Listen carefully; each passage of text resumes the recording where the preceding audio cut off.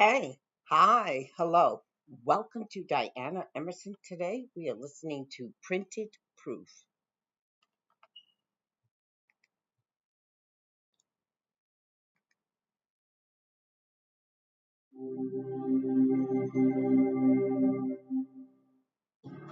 Up next, a human skeleton is And found in the about mines of North face. Carolina.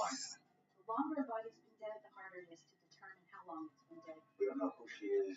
We don't know why she was killed. But it tells a story all its own. Whatever happened to precede death, it probably was sexual.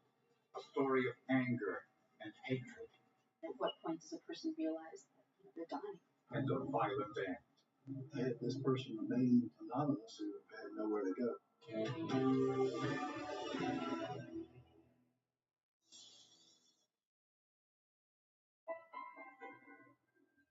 On a cold spring afternoon in 2004, Rayleigh Jacobs found what looked like human bones in the backyard of the home he rented in Wilmington, North Carolina. It was kind of gruesome. We came across these bones. It was horrible. First, we seen her leg bones, and then we came across her skull, and ribs, and then we realized, it wasn't fake. It was real. So it was terrible. He called authorities, who moved quickly to collect the remains and any possible forensic evidence. The bones that had been scattered by the animals and maybe by the tide coming in, because it wasn't marshland. It was a dump site, and there's a lot of garbage back there.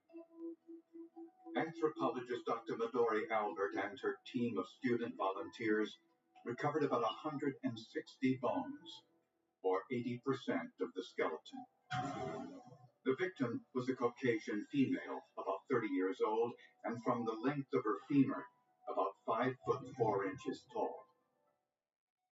The amount of decomposition indicated she'd been dead for approximately 18 months, and it was clear the woman died violently.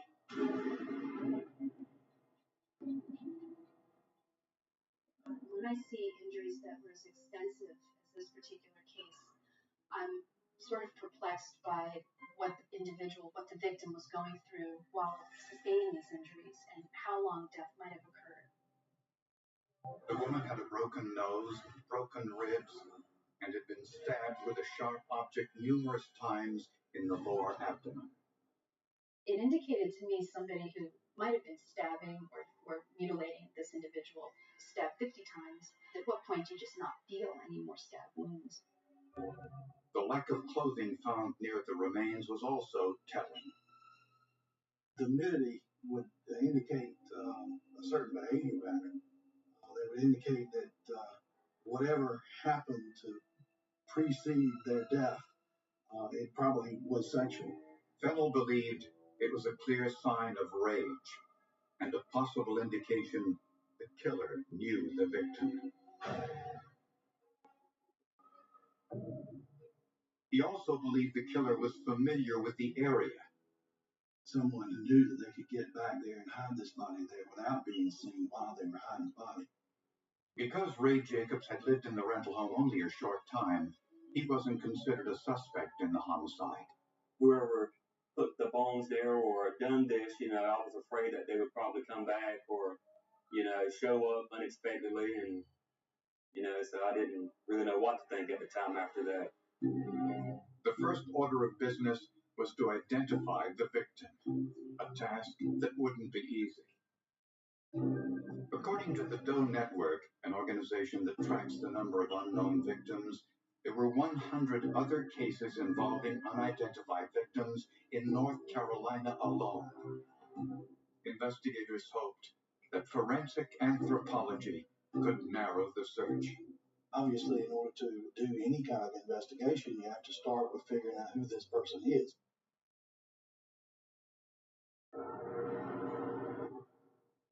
The victim found in the North Carolina marsh had suffered a violent death. She was beaten, stabbed, and her nude body left in the marsh in the cold of winter. But who was this person? Her remains were laid out in the lab, and She was somebody I saw every day. Every day I go in the lab and turn the lights on and work on another case, or we hold a class in there. I would look over at her and often wonder how long it was going to take to get any kind of confirmation. Investigators had a theory that the killer was local. It had to be someone who had some familiarity with that particular plot of land. And if the killer was local, the victim might be as well. So investigators searched missing persons reports for Caucasian females living in a 50-mile radius who disappeared in the last 18 months. This yielded a number of possibilities, but the closest match was 31-year-old Scarlett Wood. She was unmarried and living at home so she could care for her mother who was suffering from liver cancer. On the night she disappeared, she told her mother she was going to a party with friends. It was in January. It was cold, and I woke up with the funniest feeling. You have a superstition? And I said, Scarlett, I got a bad feeling something's going to happen. I said, you just stay here tonight. She said, no, I'll be all right. But Scarlett never returned. She was always good about checking out, seeing where she was going to be, if she was going to be home. Investigators hoped to compare Scarlett's dental records with the unknown victim. Their attempt was unsuccessful. They were dental records, but they were 10 years old, and I couldn't find any dentists that kept their records that long. And initially, scientists couldn't use DNA testing either. They couldn't pull the DNA from the remains from the bones. Apparently, the bones were too dried out. Investigators were facing the very real possibility that their victim would never be identified. Then, forensic anthropologist Dr. Midori Albert had an idea. I've been familiar with a procedure called skull photo video superposition, where you take an actual skull and you can take a photograph of a person and actually blend the two images together. And what we tend to do with that is we look for different anatomical landmarks and points of similarity. Unfortunately, the University of North Carolina didn't have the facilities to perform this procedure. The hardware and software can cost as much as $35,000. So Dr. Albert did the next best thing. She asked one of her colleagues to improvise. I went to Shane Baptista on campus, who's a computer guru and is very familiar with open source software, which is software that is available to anybody as a free download. Baptista found a free program called GIMP, or GNU Image Manipulation Program. GIMP is an unfortunate acronym, pretty much feature for feature and equivalent of Adobe Photoshop. To see if it worked, he performed a forensic test on himself. I sat myself down and set up a webcam on a computer and took some photographs of myself at what I tried to get to be the same orientation. He superimposed his photo over a plastic skull. He separated both images into quadrants and looked for consistencies in the images. As he expected, there were none. I was able to get a creepy image that showed that that wasn't my skull, which we pretty much knew. Baptista moved on to the ultimate test. Pictures of Scarlett Wood were superimposed over the skull of the murder victim. The similarities were immediately apparent. When I started messing around with Scarlett Woods, it kind of lined up pretty quickly. And so it was the ease of the fit got me pretty confident at the outset that we were on the right track. It's never 100% conclusive, but it was fantastic because a lot of the anatomical landmarks were very consistent. It seemed possible that the victim was Scarlett Wood, although investigators still weren't 100% certain. But at least they had somewhere to start.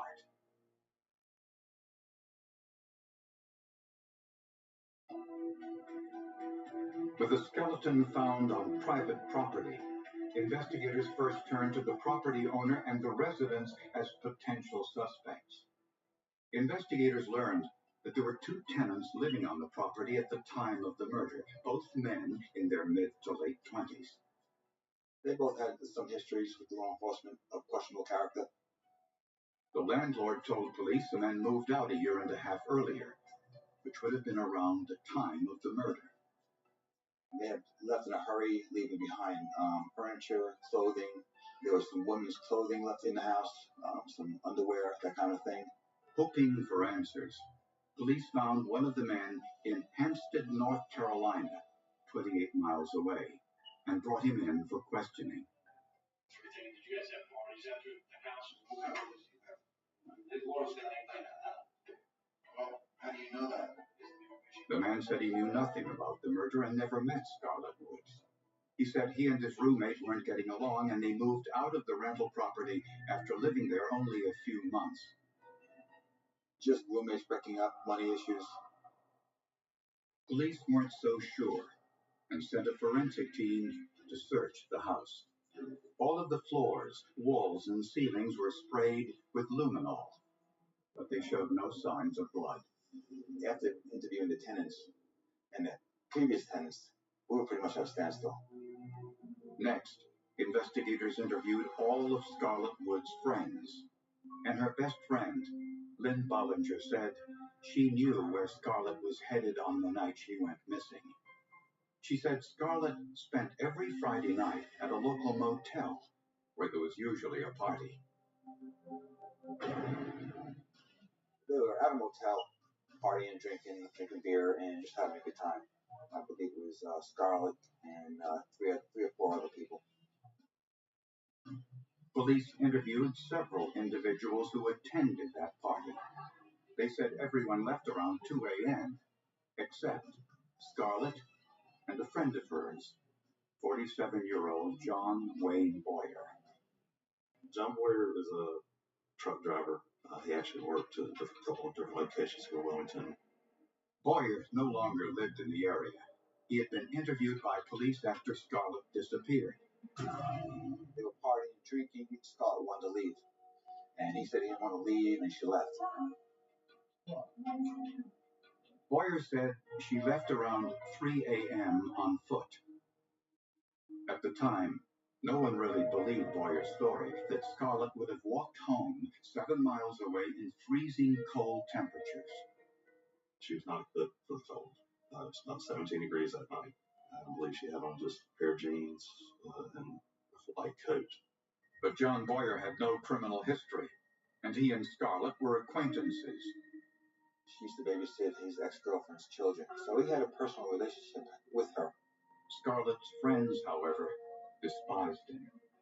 My father had his own trucking business, so we knew about this man. He was really big. He drank a lot. And he acted fine, but there's something about him I just didn't like, I didn't trust. Investigators were able to locate the minivan Boyer owned at the time of Scarlett's disappearance. We ended up finding that van and doing a search on it, and we ended up finding nothing in it. They also searched the hotel room where the party took place. The room was examined for blood. We used the luminol to determine if there was blood. Unfortunately, they had redecorated that particular hotel room, so some of the furniture was new, but there was no evidence found of any kind of bodily fluids or blood or anything like that. Unsolicited, a psychic called suggesting Scarlett's body was dumped in an industrial area about a block away from the hotel. Myself and my partner at the time went out to the scene, went out and looked around, kicked the bushes, that kind of thing. Didn't look at anything. Again, investigators were at a standstill. They had no DNA proof that the skeleton was Scarlett Wood. They had no blood evidence to prove that there had been violence in the hotel room or in John Boyer's van. In fact, they had no evidence at all.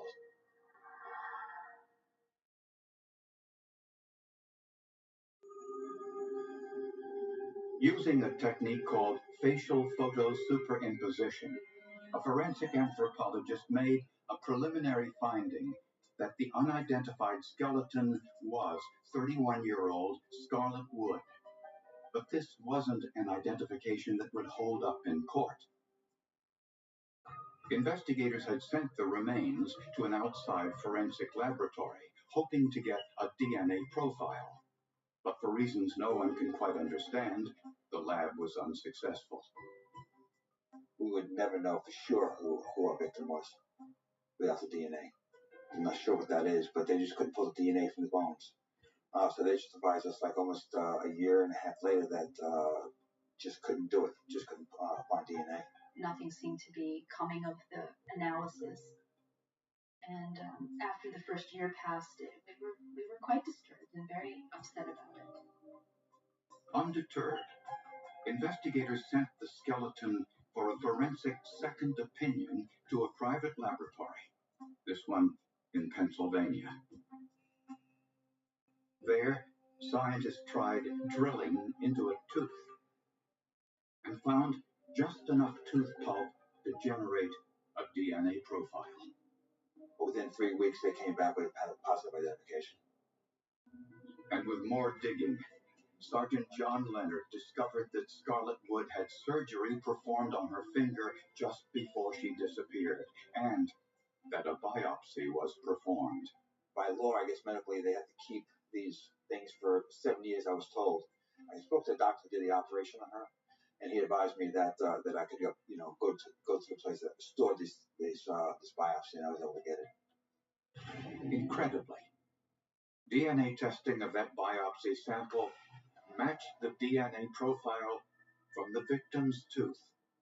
It was the best news I'd heard in a long time. It's a long-awaited conclusion to a mystery and a very tragic death. When the DNA came back and it confirmed that my victim was Scarlett Wood and that John Boyer was the last person to be seen with her, we ended up going to Augusta, Georgia, and interviewing John Boyer. At first, Boyer repeated what he told investigators several years earlier, that Scarlett grew impatient waiting for him to give her a ride. She decided to walk home instead and left the motel room around 3 a.m. Sergeant Leonard didn't believe it. We've been talking to you since 10 o'clock this morning. All we've heard is lies. Okay, guys, I have a body. I have a body now, okay? So I'm going to be able to tell if you lying to me. Right, okay? And with that, his story changed. That's when he told me he wanted to have sex. She said okay, but he couldn't perform. We had a little sex a little bit. We tried it. She got pissed off because I couldn't keep it up with her. And she told me, oh, you're just an old man. She was belittling him about him not be able to perform. He ended up pushing her. It wasn't bleeding, I know that. She wasn't bleeding. No, she was not bleeding. After you pushed her and she hit the nightstand? Yeah.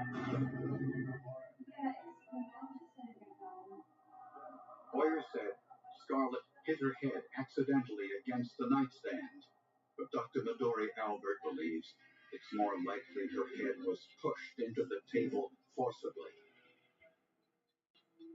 Prosecutors also believe Boyer broke her ribs. Since it was late, Boyer was able to carry Scarlett's body outside to his truck without attracting notice.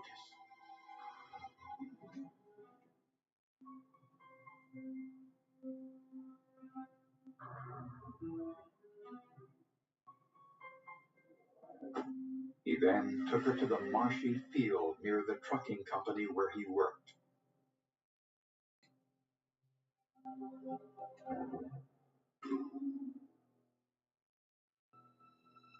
The evidence shows he used some sort of sharp object and repeatedly stabbed her, going so far as to mutilate her.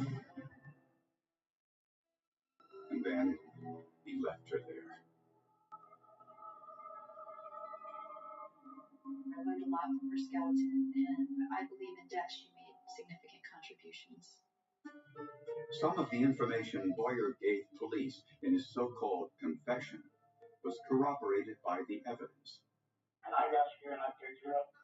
I showed him, put her in the truck, took her down, put her in the woods. Okay.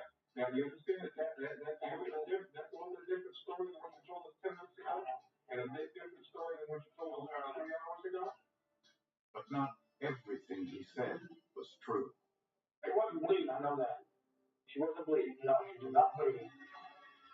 April of 2007, John Boyer pled guilty to a charge of second-degree murder and was sentenced to 12 years in prison.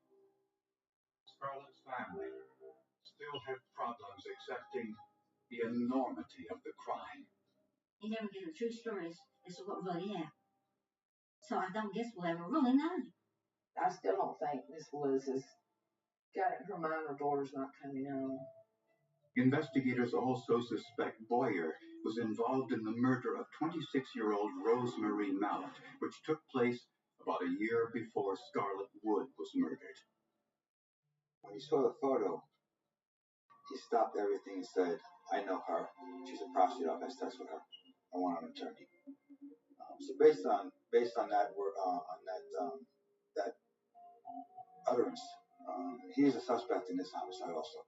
But John Boyer is now behind bars because simple technology available to anyone identified the victim of his crime. Without the initial understanding that we were dealing with a female of European descent of an adult age, the investigators wouldn't have known how to target that group of missing people. And certainly without the trauma being evidenced on the bones such that it was, I'm not sure that there would have been a conviction. We'd never known that was her. If it wasn't for forensic evidence, we'd never known.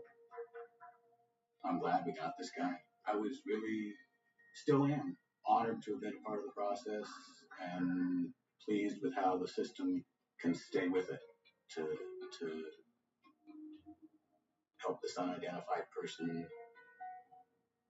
gain some justice, to give the family some peace, and to take this bad guy off the streets so that he's not able to do it again.